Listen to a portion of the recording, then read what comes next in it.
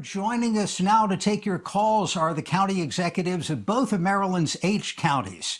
Calvin Ball is the Howard County executive. Barry Glassman is the Harford County executive. Thank you so much for joining us. Well, thanks for having us. Good to be here. Gentlemen, lots to talk about, and feel free to jump in at any point. But I thought we would start with what was the biggest issue of the legislative session, the police reform bills, and ask just what it's going to mean for both of your counties. And I'll start with Mr. Ball. So in Howard County, we are already moving forward with full implementation of a body-worn camera program. I already announced that in my upcoming budget, we're going to allocate about $3.2 million. And I think the crux of the police reform conversation is that people should not only be safe in our communities, but they should feel safe. And there should be a level of transparency. And so I think coming together with our law enforcement and first responders, along with our community, and having these critical conversations will help all of us have a better, safer environment. Mr. Glassman in Harford County. So in Harford County, and Jeff, the interesting thing too, and I always point this out, I guess, being a former president of MACO, we have different types of law enforcement in Maryland. We have some elected sheriffs, as in Harford County. I've got an elected sheriff who is responsible for all law enforcement. His employees are actually state employees for the most part as sworn officers. My good friend Calvin has a Department of Police. Some of the larger metropolitan counties, of course, have their own police department, and he appoints a police chief and staff and so forth. So I always caution folks when you look at bills that the state is a big state and we all don't fit into the same pocket really exactly. So I joined County Executive Ball and just rolled out a budget today, and we are going to fully implement the body-worn camera program also here in Harford County ahead of the state mandate. I would say for the most part, the camera program, I think, is protective not only of the community, but of the law enforcement officers so that they can work together in protecting not only the community, but also making sure law enforcement officers are protected while they're out doing their job also. I would say, as many of the things that Annapolis does to us, there is a cost. County Executive Ball mentioned Howard County and Harford County, and we're one of the smaller counties in the Big Eight. It's going to cost approximately $1.5 million per year, which not only includes equipment, but additional personnel. The state's attorney has to hire personnel to review every tape, every piece of evidence, and store it in the cloud. And there's even an infrastructure cost for for maintaining these records. So that is going to be one of the fiscal things that I think a lot of counties, we're fortunate to be in a position to fund that. I would say more rural counties, smaller municipal departments may have some difficulty with those costs. But let me ask if do either of you have any doubts that money is well spent? I mean, you think about the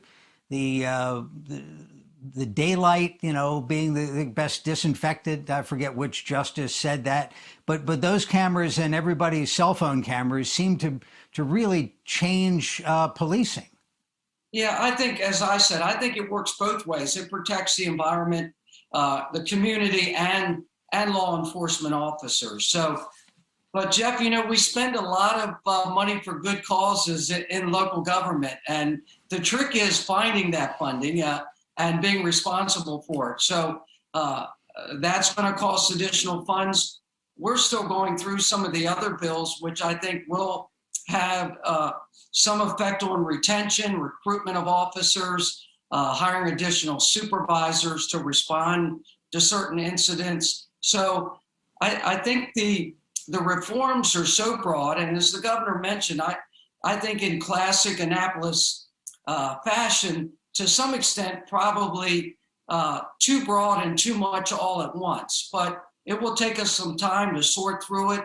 And it may take 5 years before we really see the cultural impact on the state through this package. And some of it will be good. And I think later on we'll find that there are some areas that it hasn't worked as well. And so we'll have to keep an eye on that and follow it and see what the long-term impact is, whether it has helped with crime, whether it hasn't, and to what degree it has protected not only our community, but also worked to protect citizens. Lots of other issues we want to get to, but I'll give Mr. Ball another chance to talk about this. And I'm curious, we heard the governor raise the concern about being able to recruit officers in the future. We heard Mr. Glassman bring that up as well. In Howard County, any concerns? You hearing anything from your officers along those lines? These are challenging times for police officers to not only ensure that the public is safe, but address many of these issues and concerns. And that's one of the reasons why in 2015, as a then council member, I put in legislation to evaluate the use of technology such as body-worn cameras. And so we've been having this conversation in Howard for quite some time. And I think ensuring that our police officers not only understand the expectations of them, but they have the support, not just through things such as body cameras, but just thinking about things such as mental health and ensuring that they're compensated fairly so that they minimize some of the stress and are able to actually de-escalate situations when they're in them. Let me remind our viewers, if you have a question for our guests, you can give us a call. We'll have the number up on the screen. You can also email a question to livequestions@mpt.org. Let's talk about COVID in your two counties. What's happening there in terms of vaccine rollout and school reopening? So in Howard County, right now we have about 28% of our community is fully vaccinated. We have about 42% who have their first shot, and we're very proud that we're now at about 97% of our super seniors, or those 75 and plus who are vaccinated. We early on worked with our school system to start prioritizing our educators because we all want our teachers and our kids back into school buildings as soon as safely as possible. And we think that vaccination was a component of that. We're going to continue working, not just through hybrid learning, but trying to get our kids back into the classroom as soon as possible when there's as safe an environment as possible. So that's PPE, that's vaccination, that's looking at filters, that's testing, which unfortunately has fallen off in some jurisdictions to about half of what it was at our height.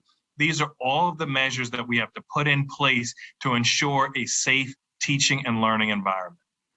Mr. Ball, just curious, what percentage of school kids there, and I know you don't run the school system, but what percentage of kids are in the classroom and how many days a week?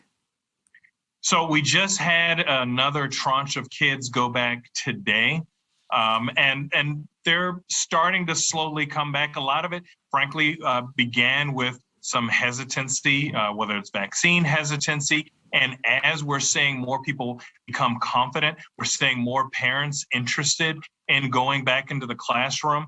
They're still at 1 or 2 days, depending upon whether or not they have an IEP, they have a student with a disability or what have you.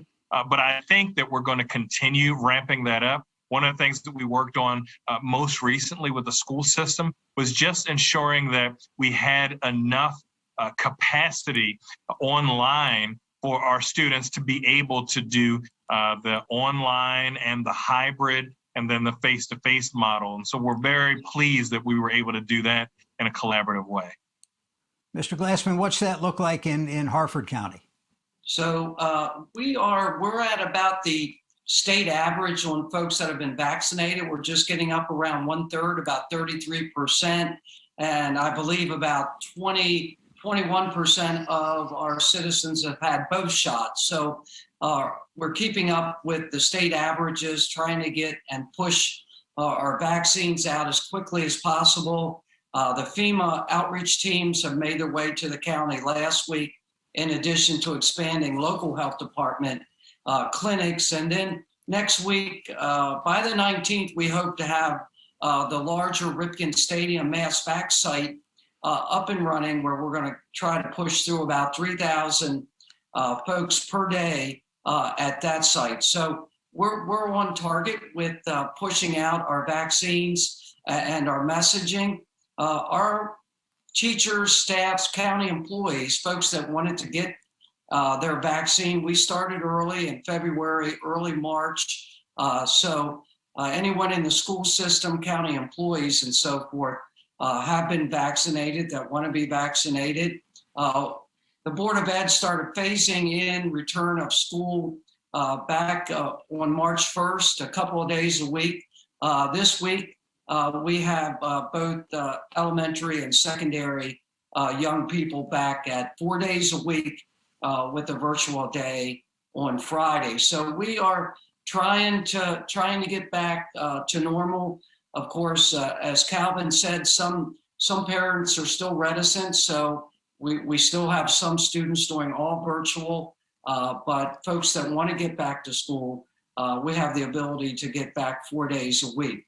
And so as we begin to open our businesses a little bit more, we are one of the counties, I would say, that we never came down too much below that 5% positivity rate after the holidays. And we've been bumping down around 8 to 9% the last few days. So we're continuing to watch our numbers also as, these variants begin to work, not only in Hartford County, but we see some increases in other areas. So we're going to have to keep an eye on that. And I do think these numbers are going to go up and down, ebb and flow until we get more folks vaccinated.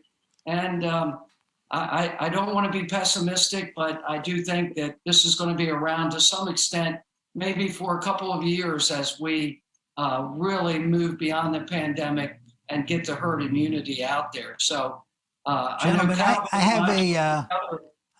I'm down to a couple minutes here, so forgive the interruption. I have a great email question I want to get to and give you both a quick chance to respond.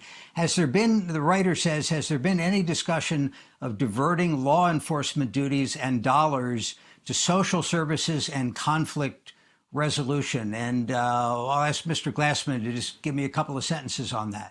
Well, we have spent the last 6 years here trying to really bring our pay scales up to the regional level so that we can retain and keep our law enforcement officers. But the writer is correct.